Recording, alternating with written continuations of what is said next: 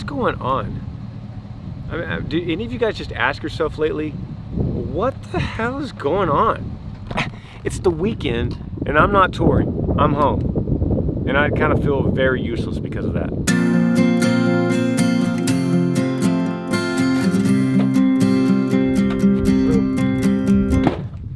I guess I just never, I always thought touring was there to stay. And I never really thought that touring could be something that was taken away from me globally. In fact, it's technically impossible to take touring away from a musician unless the whole United States decides to ban gathering events.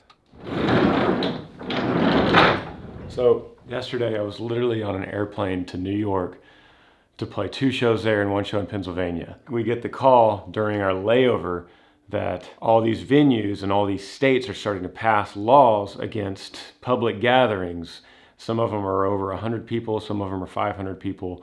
But regardless, we saw kind of the domino effect starting and all of these states following suit and canceling these events, including ours. And that is troubling. Something like that has never happened to me. So I had to book a plane back home to really get home and regroup. Like I said, this has never, ever happened to me. So we're just, not only us, but everybody in the music business. I'm talking about booking agencies and managers and record labels and artists. And no matter how big or how small you are, they're affected by this, as well as the clubs and the owners and the promoters and the vendors and everybody that works around the space in sports or music or entertainment of any kind, anything that involves gatherings of people, which is a lot of industries, scrambling, no idea what to do.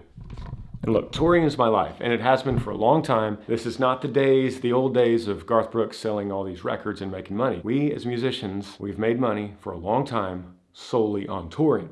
Ticket sales, because no one buys albums and that kind of stuff. We've accepted that our new way of life is selling tickets.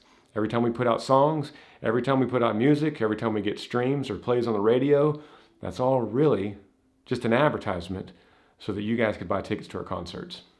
And we're just not set up to skip out on that. We're not just set up to go, we can go a few months and just not tour and just sell records.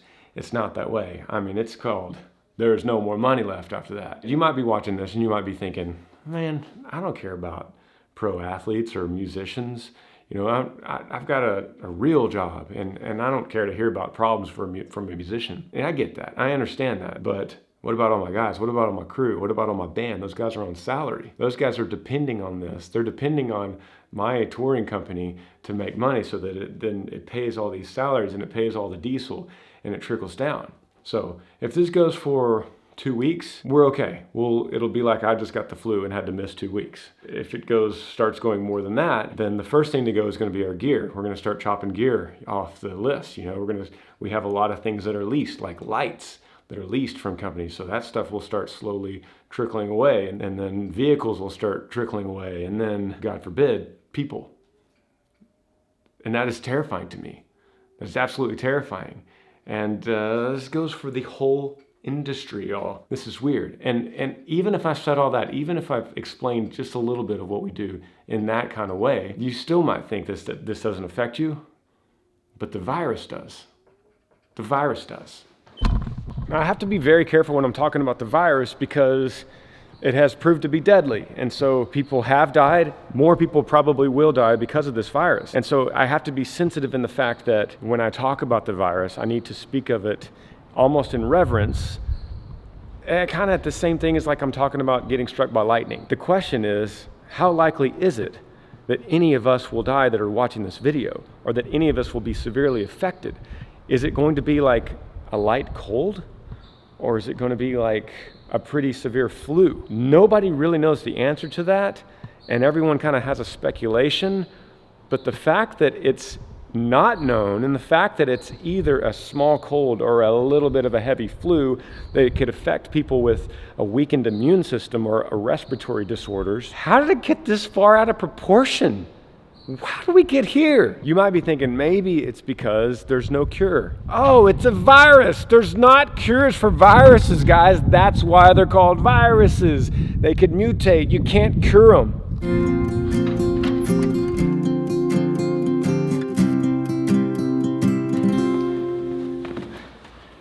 You know what I think it's really about?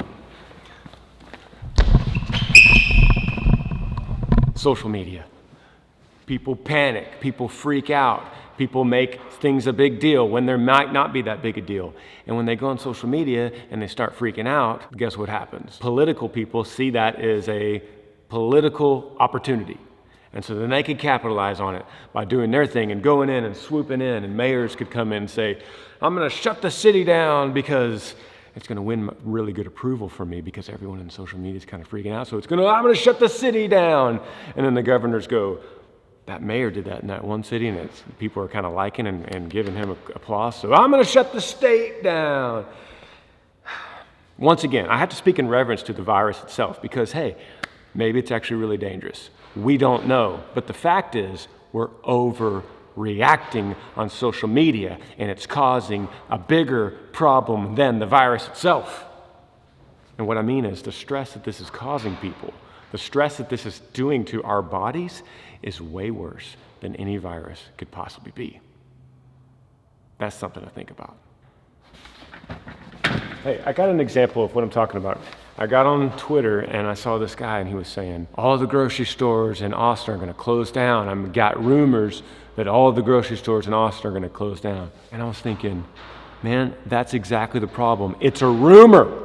It's a rumor. And by you saying that on social media, by you saying there's a rumor all the grocery stores are going to close down, what does that cause? It causes people to panic. It causes people to go out and say, oh my God, I got to go empty everything on the shelves that these grocery stores really are going to close down. So then what happens? They go out and they empty the shelves, and it's like a self-fulfilling prophecy. Guys, this is the tail wagging the dog here. You get it? You see what we're doing to ourselves? Oh, look, y'all, this is crazy. I mean, there's no insurance for this kind of stuff, for being out of work. If they close these schools down, if they take kids out of school and they got to go home to parents who work, who then have to take off work or find some kind of childcare, what is that going to do, guys? There is nothing we can compensate for that kind of loss in salary.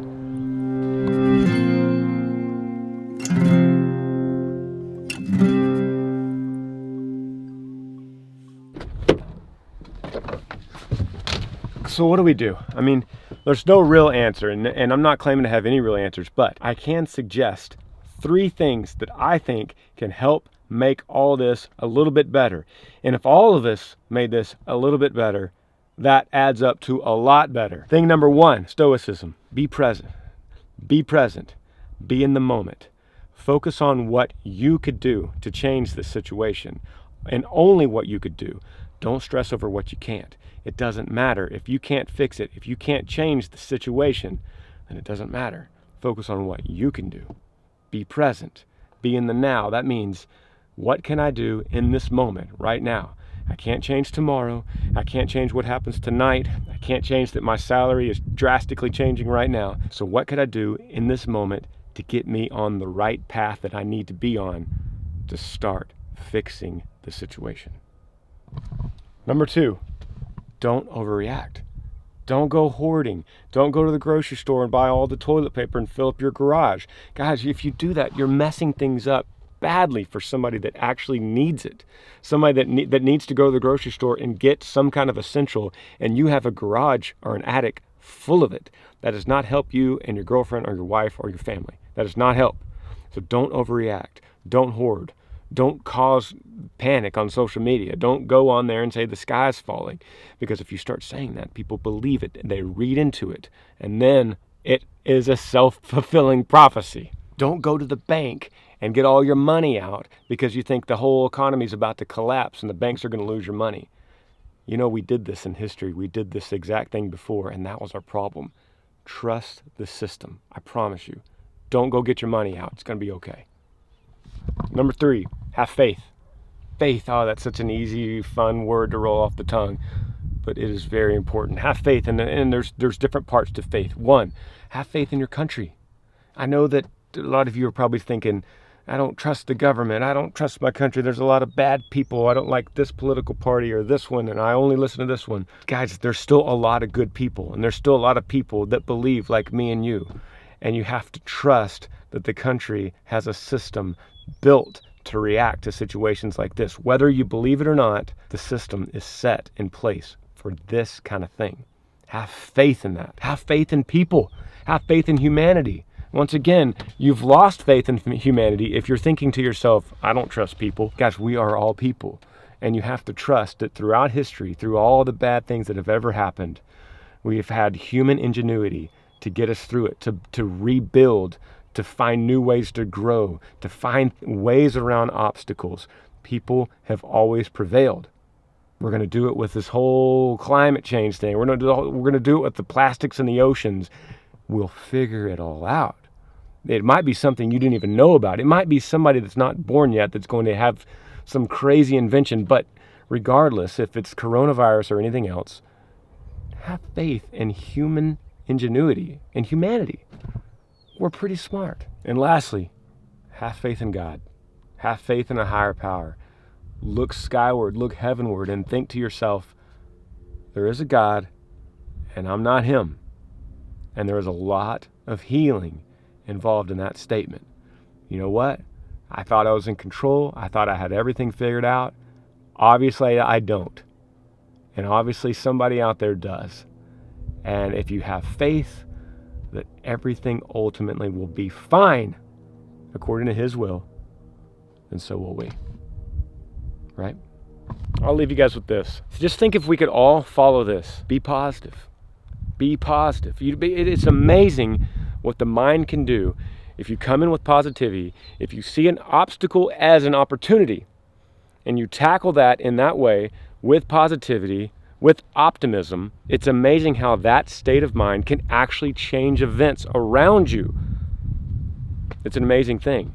So plan, prepare, but don't stress, don't worry. And if you think it's easy to say, guys, you're looking at somebody that is completely off track of everything I've ever known in touring. I mean, I might be coming to your city on a bicycle.